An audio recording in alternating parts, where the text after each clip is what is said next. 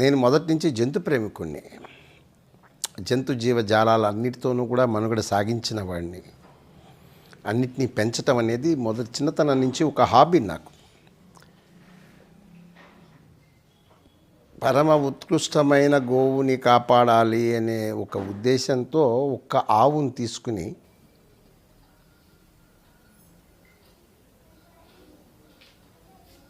ఆవుని ఏదైతే మనం కాపాడుతూ వచ్చామో, ఈ ఆవులు పదింతలైనవి, రకరకాలైనవి.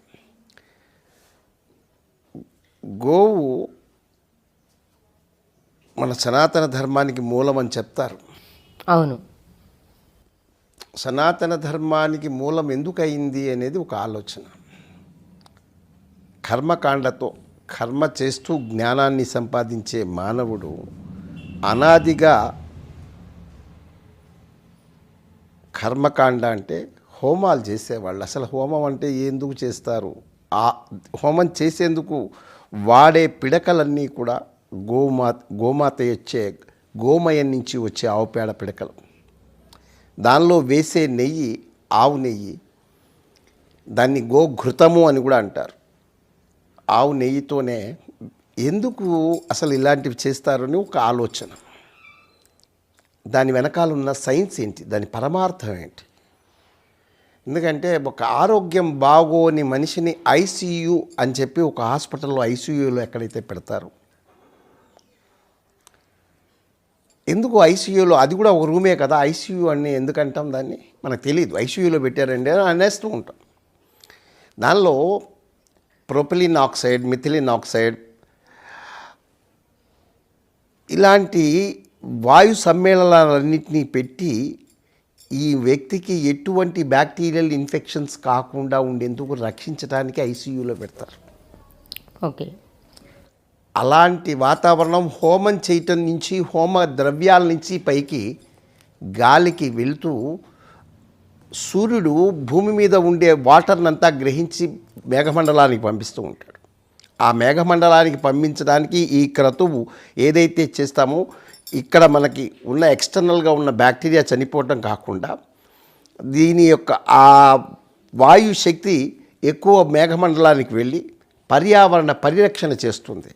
ఆ విధంగా ఇదివరకు సకాలంలో మనకి వర్షాలు పడేవి. అందుకు యజ్ఞయాగాదులు చేసేవాళ్ళం. భారతదేశం వ్యవసాయాత్మకమైన దేశం. ఈ దేశంలో పాడి పంట 2 కళ్ళు. ఈ 2 కళ్ళల్లో పాడి లేదు. ఇప్పుడు పంట మాత్రమే, అది కూడా రసాయనిక ఎరువులతో చేస్తున్న పంటలు తయారు చేస్తున్నాం. మనకి తక్కువ టైంలో ఇన్స్టెంట్ కావాలి. ఏదైనా సరే ఇన్స్టెంట్, కాన్స్టెంట్తో పని లేదు. ఇవాళ రోజున వెంటనే కావాలి ఇన్స్టెంట్ ఫుడ్లు. రోడ్ల మీద కూడా ఇన్స్టెంటే.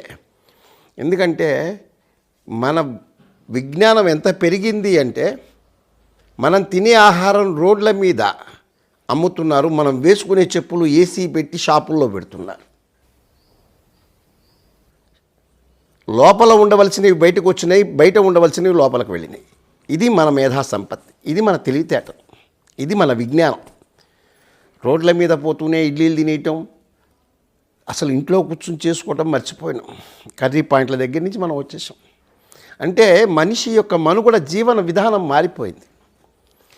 ఇదివరకు రైతు తన ఇంట్లో ఆవుల్ని తన పిల్లల కన్నా ఎక్కువగా ప్రేమతో చూసుకునేవారు. ఆవు మూలాన వచ్చే పేడతో ఇల్లు ముందు కలాబులు జల్లి ముగ్గులు వేసుకునేవారు. ఎందుకంటే క్రిమి సంహారిణిగా పనిచేస్తుంది. ఆవు పేడలో ఉండే లక్షణం anti viral, anti bacterial, anti fungal and anti radiational. ఈ 4 లక్షణాలు ఆవు పేడలో ఉన్నాయి. యాంటీ రేడియేషనల్ కూడానా అండి? Anti radiational. మనం బతుకుతున్నదే రేడియేషన్లో బతుకుతున్నాం.